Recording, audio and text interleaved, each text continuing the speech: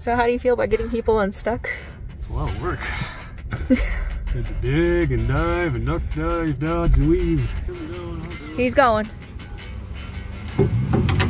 Oh, there it goes, come on!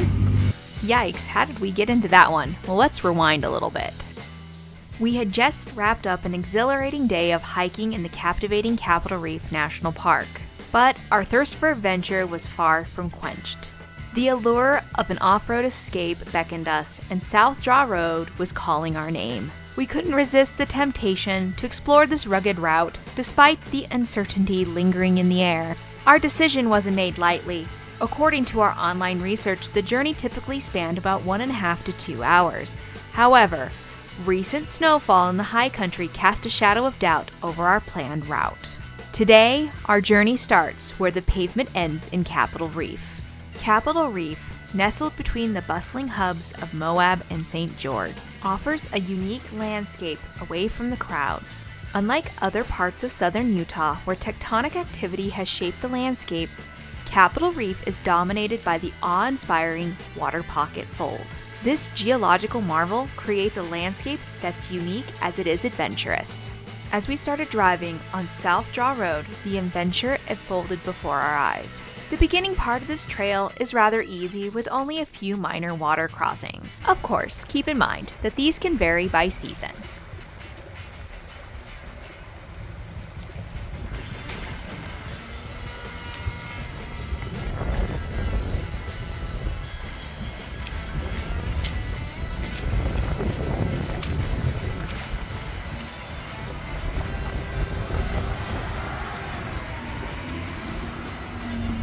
The trail can be narrow in some places, but it's nothing really a stock vehicle with high clearance can't handle. The really cool part of this trail is the scenery.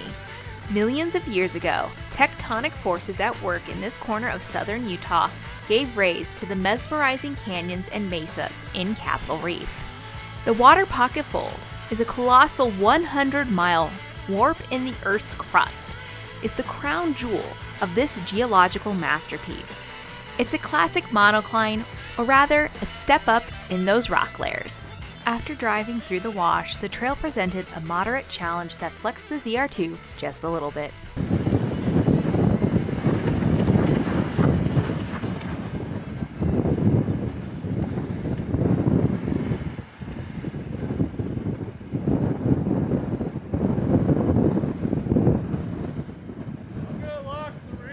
Okay. Locking the rear.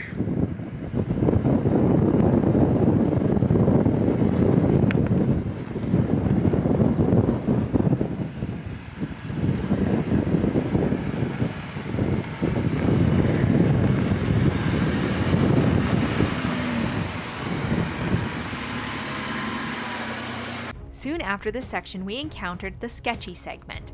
I didn't give film of this because it was super sketchy and I was helping Dane focus on where his line was.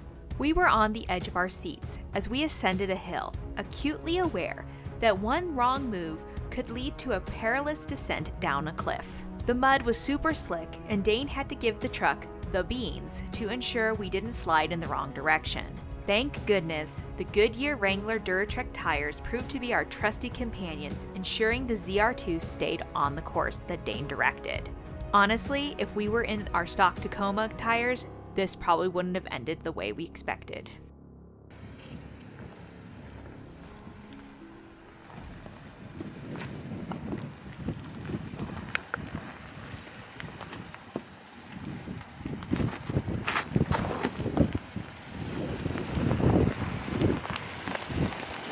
The other side, right? No, we're caked in mud on our tires. Oh, yeah. How do you feel about the mud hill that we didn't record because it was so muddy and we needed to concentrate? It was very scary. Sketchy as foretold. Yes. Big old dip, slid right into it, almost off the mountain, kept enough speed, made it up, and then bounced over some rocks and even scraped the old ZR2 skid plate just a tiny bit. Not even recommend it if it's dry. Dry would be fine, but you're gonna need some clearance. You're gonna need some clearance and some flex. Yeah, you'll be fine. Stock Toyota or one of these or stock Colorado could make it in dry. In dry. Muddy, I'd definitely recommend a ZR2 or something very capable. Like a Jeep. Gladiator or Rubicon or something. Something that's got I did have all lockers front and rear engaged. And the cat can do it. And the cat can do it. Once we conquered the hill, we found ourselves at a critical juncture.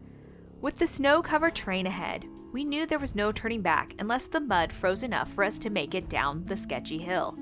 The only option was to forge ahead and hope that the lower elevation trail that we had found on Gaia would help us get back to Torrey before nightfall.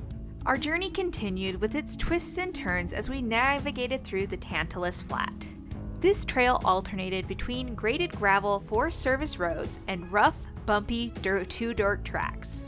We had finally spotted the alternative route that we had found that was marked on our map for full-sized vehicles that promised to keep us clear out of the snow line. However, our hopes and dreams were soon dashed, because a sign indicating that it was strictly for 4x4 vehicles under 50 inches wide.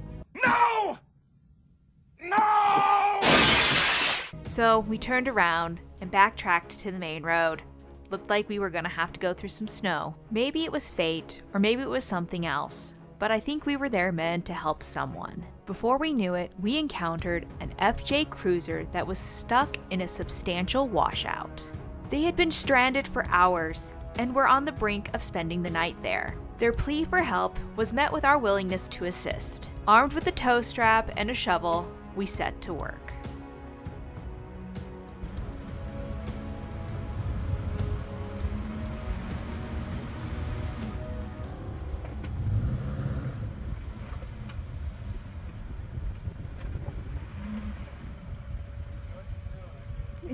He's spinning his wheels now.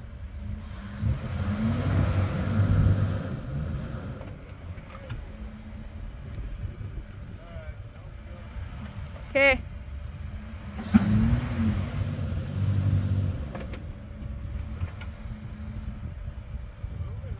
No. Now he is. Oh, there goes the strap.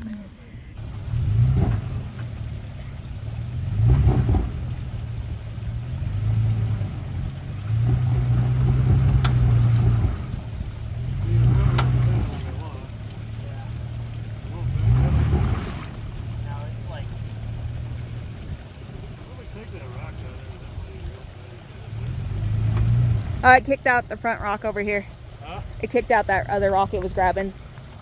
After assessing the situation again, Dane realized that the rocks that the FJ Cruiser driver had placed there were the wrong kind of rocks to try to get grip. They were actually causing the FJ Cruiser to become more stuck, so Dane quickly removed those rocks so that we could attempt to free him another time. Would it work? We were about to find out. It was heavy. Oops, sorry. When I got about a couple inches of slack. You have a little bit of slack. How much? Right there. It's about a couple inches. Okay. Tell him going, I'll do it. He's going. Oh, there it goes. Come on. It's going, it's going, it's going. Woohoo! So how do you feel about getting people unstuck? It's a lot of work. Had to dig and dive and duck dive, dodge and weave. Poor trucks hit some abuse. You did a good job. Out. It's a lot more work than I thought it was going to be. Right, I knew it was going to be a lot of work. Well, they were so high-centered. Right, when he was in that hole. Well, you did it. Good job. That's probably a good thing he was stuck in that hole. We'd probably tried and done the same damn thing. Yeah. Except for you would have been digging and digging and digging and digging. And digging. Because then they'd been stuck for like 2 hours before we got here. He was stuck. Yeah. Didn't dig much at all, actually. You and I would have been dug to the moon. Oh yeah, I started digging. I could have dug it and I would have jacked ours up, probably backed out. God, those holes were deep. They were deep. After the FJ Cruiser was finally free, we had to make a critical decision to continue forward into the snow or wait for the mud to freeze. We chose to press on, unaware of the challenges that lay ahead.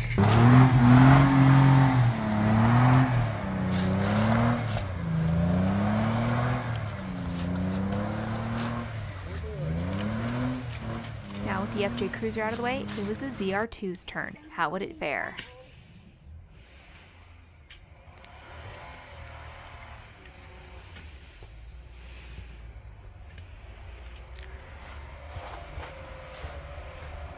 Stay back. Get behind those trees now.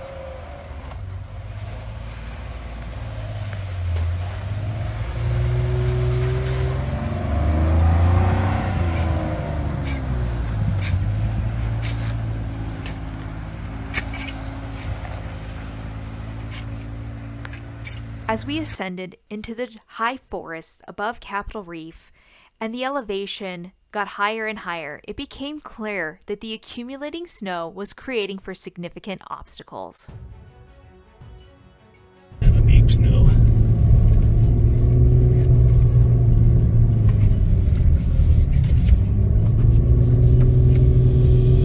No, freaking lockers work.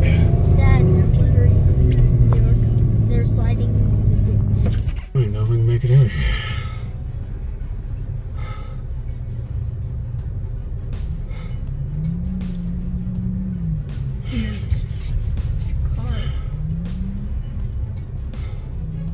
He doesn't have his locker in. You don't have one? FJs have a locker. They do have lockers. Alright, if we can get to there, we can get to there. Asphalt. Oh my god, asphalt. That was asphalt, right? His locker ain't working. He said it's on. It ain't working. It's not working. He's not kicking on at all. There was like asphalt for like 2 seconds. I just want to make sure. Well, he can use the lottery on. So. I told him we're only a mile once we get to the top, and another 2-point-some miles. So.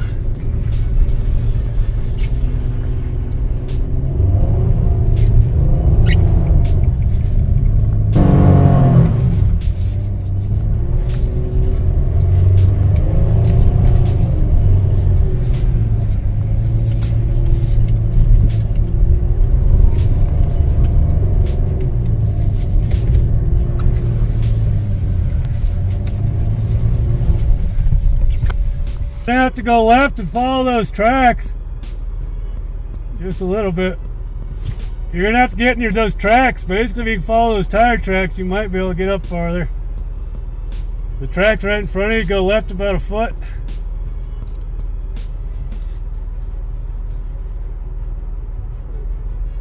There you go. Yeah, and then go up there. That should get you. Maybe not.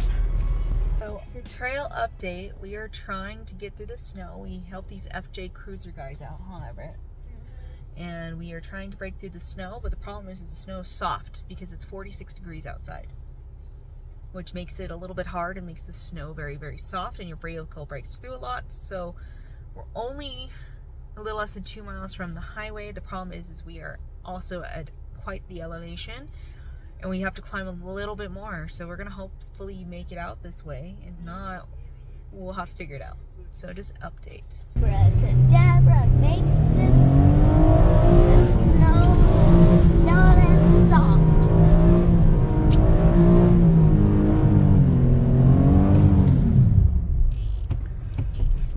With 500 feet of elevation yet to climb, we made a tough call and decided that it was time to turn back. There was no way we were going to make it to the highway from here. The descent down the washout hill was going to be nerve-wracking, but we knew that if we waited as long as we could, the mud would freeze by the time we reached the obstacle. As darkness enveloped us, our journey continued with caution. Off-roading in the dark was a nerve-wracking experience for us since we typically prefer not to do that. We knew that we must be vigilant to avoid damaging the ZR2 in any way. It's a capable truck, but only capable enough as long as you pick proper lines, which is difficult to do in the dark. Luckily enough, the FJ Cruiser that was leading us had pretty much the sun on the front of his rig, which made it a little bit easier for us. So how are nerves? They're not great. None more stuff for that. We're like offshoot. 18 miles in. Some stuff. What's ours? What about that one? That goes to that lake. Okay, then it's a mile.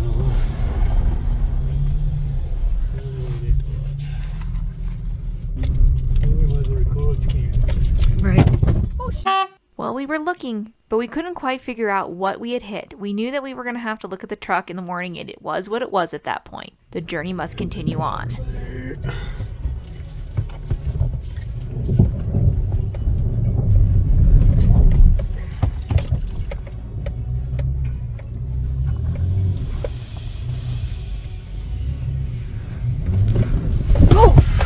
Couldn't see a thing. There we go. Whew. We having fun, guys? No. I didn't think it could. Or not, yes, I mean. But the ZR2 did great. And I thank God I had the front locker in, I guess, because I needed my full off-road loading gun on. This way. And again, we don't have a choice. Rock rail? Yep.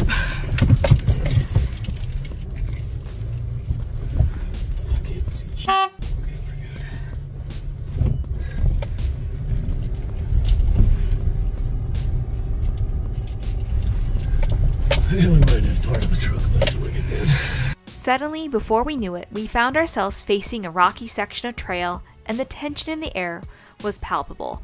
With bated breath, we crossed the treacherous terrain, just waiting for that next rock-crushing sound. Fun parts. This isn't so bad, actually. I'm going full on lock still.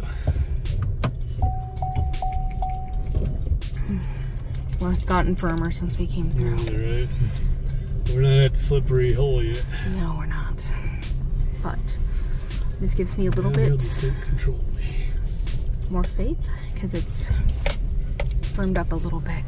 Yeah, it's not nearly as bad. This is actually isn't as bad. I remember coming up. That's because you're coming up and just praying you'll slide into those freaking rocks in the mountain.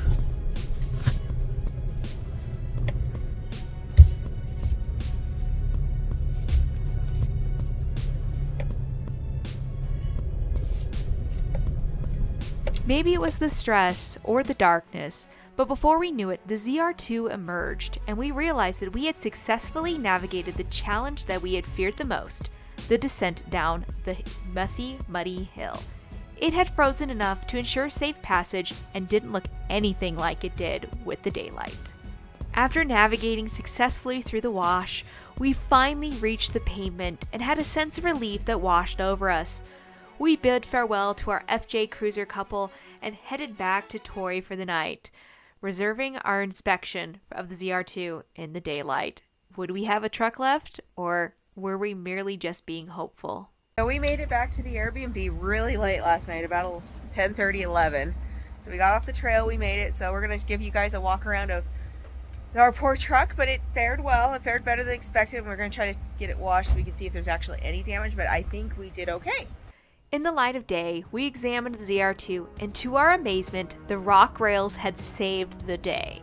We were covered in mud, but that massive rock that we heard just hit the rock rail, and there's only a small scuff to show for it.